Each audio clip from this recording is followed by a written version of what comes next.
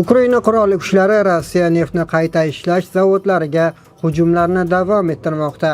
Yoqilg'i inqirozi mamlakatning aksar hududlarini, jumladan poytaxt Moskvani ham qamrab olgan. Berek Mustaqil jurnalistlar korporativi poytaxtdagi haydovchilar soatlab navbat kutayotgan avtomobillarga yoqilg'i quyish shoxobchalaridan fotoreportajlarni taqdim etishdi. Bir oy oldin Peskov Ukraina zarbalari yoqilg'i taqchilligiga sabab bo'lmasligini aytgandi.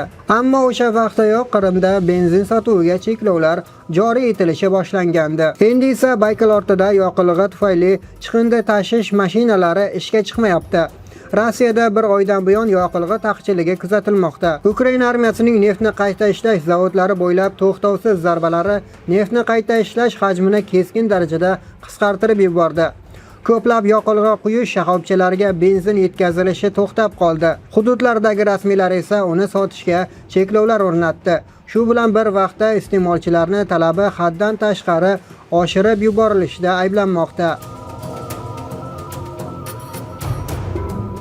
Amerika armiyasi Eronning davom etayotgan tajovuzlariga javoban Eron hududidagi bir qancha nishonlarga zarbalar yo'lladi deb xabar qildi AQSh qurolli kuchlari markaziy qo'mondonligi. Harbiy kuzatuv inshootlari, aloqa tizimlari, havo hujumidan mudofaa kuchlari pozitsiyalari, dron saqlanadigan omborlar hamda dengizni minalashda foydalanadigan qurilmalar zarbalar nishonlari bo'lgan. Markaziy qo'mondonlik oldingi zarbalar almashinuvidan keyin Eronga o't ochishni to'xtatish shartlariga rioya qilish imkoniyati berilganligini ma'lum qildi.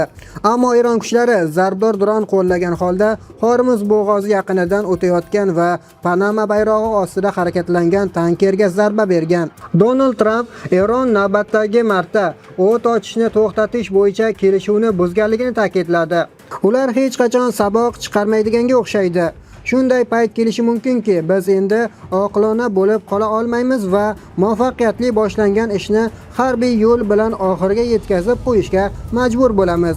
Bu holda Eron Islom Respublikasi o'z mavjudligini yo'qotadi, deb yozgan Tramp.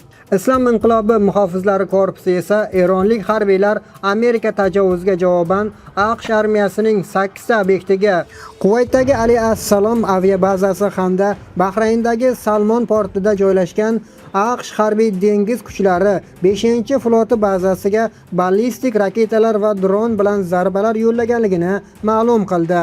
Qayd etilishicha, AQSh korpus kuchlarining qoidabuzar kemaga nisbatan qo'llagan chorasini bahona qilib, Eronning sohildagi 5 ta postida hujum uyushtirgan. Hormuz orqali o'tishni Eron nazorat qilmoqda va bundan keyin qoidabuzar kemalarga nisbatan yanada qat'iyroq choralar qo'llaniladi deya qo'shimcha qilingan korpus bayonotida. 18-iyun kuni AQSh va Eron o'rtasida o'zaro anglashuv memorandumi imzolangandi. Bu hujjat 60 kun davomida butun front bo'ylab harbiy harakatlarni to'xtatish va urushni butunlay to'xtatish bo'yicha muzokaralarni boshlashni, shuningdek, Hormuz bo'g'ozi ochilishini nazarda tutadi. O'tgan vaqt mobaynida bo'g'oz hududidagi kemalar hujumga uchrashi bilan bog'liq bir nechta holatlar kuzatildi. Bunday holatlarda Amerika kuchlari Erondagi nishonlarga hujum qilib kelmoqda.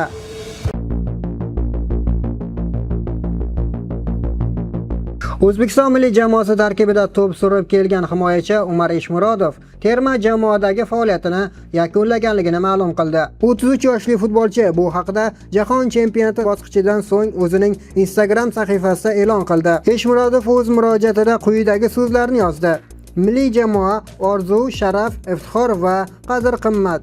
Endi men yo'limni muxlis sifatida davom ettiraman.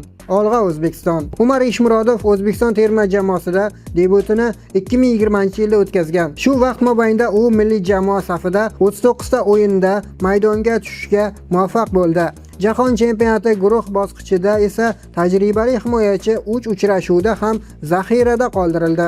Umuman olganda, bosh murabbiy Fabio Cannavaro Jahon chempionati qaydnomasiga 26 nafar futbolchini kiritgan edi. Ki guruhida Kolumbiya, Portugaliya va Kongo Demokratik Respublikasi milliy terma jamoalariga qarshi o'tkazilgan bahslarda jami 23 nafar futbolchi maydonga tushdi. Terma jamoaning faqat 3 nafar a'zosi darvozabon Botrali Ergashev, himoya himoyachi Umar Eshmurodov, shuningdek yarim himoyachi Avazbek O'lmasaliyevga 1 daqiqa ham o'yin amaliyoti berilmadi. Umar Eshmurodov G'uzorning Sho'rdan klubi tarbiyalanuvchisi hisoblanadi. Tajribali himoyachi klublar miqyosida O'zbekistonda Nasaf va Paxtakor jamoalari sharafini himoya qilgan.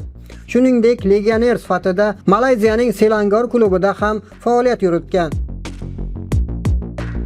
UEFA 2024-yil noyabr oyida milliy terma jamoaga Srechko Katanis bosh murabbiylik qilib turgan vaqtda undan yashirin ravishda Yurgen Klinsmanga shartnoma taklif qilgani ma'lum bo'ldi. Bu haqda milliy terma jamoaning sobiq rahbarlaridan biri Sherzod Egamberdiyev ma'lum qildi. Egamberdiyevning ma'lum qilishicha, 2024-yil noyabr oyidagi o'yinlardan keyin Katanis Toshkentga kelib, jamoaning 2025-yil mart oyidagi uchrashuvlarga tayyorgarlik rejasini tasdiqladi va terma jamoa bilan qolishini, hech qayerga ketish niyati yo'qligini aytgan. Biroq o'sha yilning dekabr oyida unga Yurgen Klinsman qo'ng'iroq qilib, O'zbekiston futbol assotsiatsiyasi unga O'zbekiston terma jamoasini boshqarish, ya'ni bosh murabbiy lavozimligini taklif qilganligini aytgan.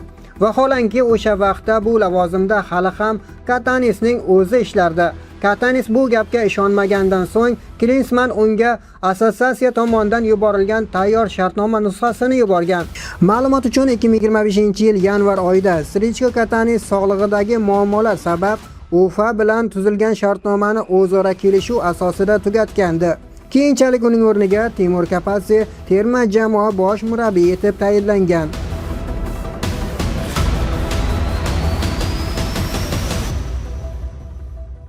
Bugunchalik sizga yetkazmoqchi bo'lgan xabar va yangiliklarimiz shulardan iborat edi.